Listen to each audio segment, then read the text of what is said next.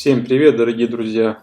В сегодняшнем ролике я хочу вам рассказать об скринере акций, как искать компании, как их фильтровать по секторам и многим другим параметрам. Мы будем пользоваться сайтом Finviz. Это мой фаворит среди сайтов по скринеру акций. Он помогает мне выделить компании по моим, так скажем, заданным параметрам. Это очень легко делается. Итак, давайте зайдем во вкладку «Скринер».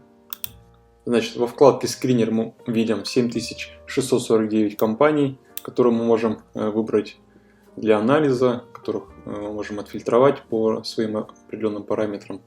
Значит, сверху таблицы мы видим вкладки «Основные показатели», «Фундаментальные показатели», по которым мы можем выбрать.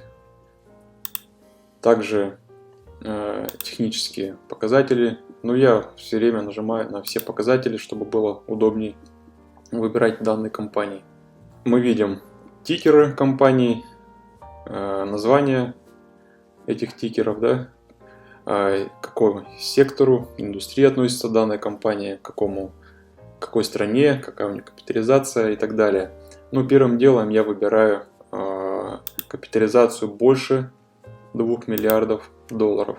Как мы видим, число наших компаний уменьшилось, их стало 1920. Далее я выбираю отношение доллара к собственному капиталу Debt to Equity меньше 0,5. Значение уменьшилось до 733. Параметр выплату дивидендов больше 4%. Но нам уже доступно, как видите, 50 этих компаний. Эти компании мы можем отсортировать по капитализации от наибольшего к меньшему. И вот мы видим, что получилось. Да? У нас нефтяной сектор, ExxonMobil, Chevron. Дальше вот у нас идет финансовый сектор, страхование, communication, там Basic Materials, Rio Tinto, горнодобывающая компания, вот, которая относится к Великобритании, да, страна Великобритания.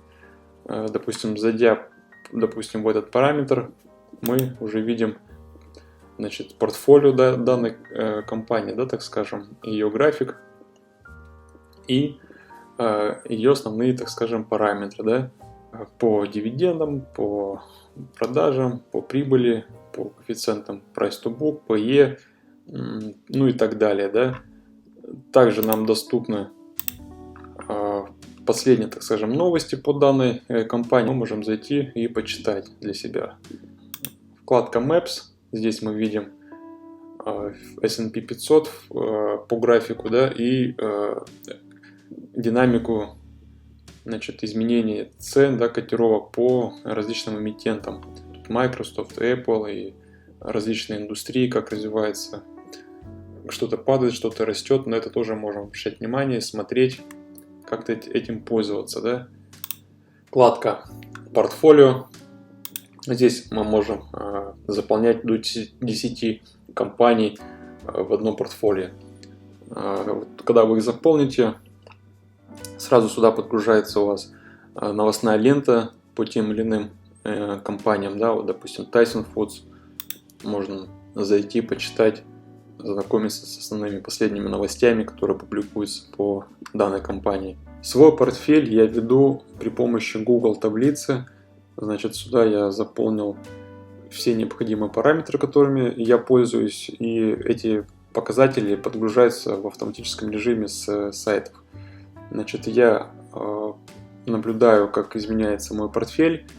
На сегодняшний день рост по котировкам составил $120 в сумме по всем акциям приобретенным.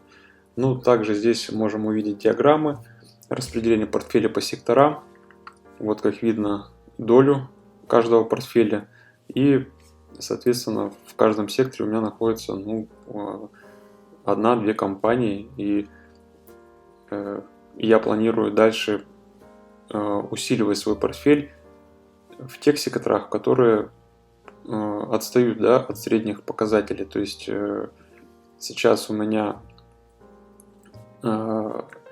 какие-то сектора имеют малый вес по сравнению с общим портфелем. Я планирую их усиливать, чтобы у меня был сбалансированный портфель. Ну что ж, друзья, данными новостями я также буду делиться в следующих моих роликах. Если вам понравилось данное видео, подписывайтесь на канал, оставляйте комментарии. Всего доброго, друзья, до скорых встреч, всем пока!